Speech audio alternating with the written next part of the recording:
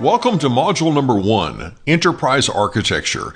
And in this video, we want to take a look at what we're going to be covering in this module.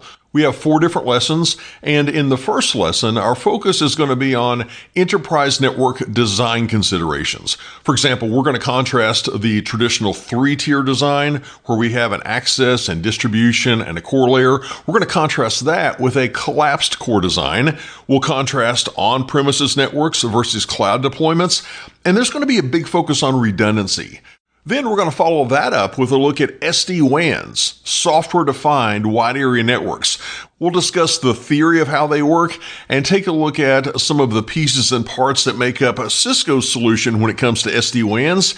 Then in the next lesson, we'll consider software-defined access or SD-access. And here, instead of having a bunch of access control lists, for example, where a user's access might be tied to their IP address, instead of doing that, we can identify our user, put them in a group, and then give that group a certain level of access.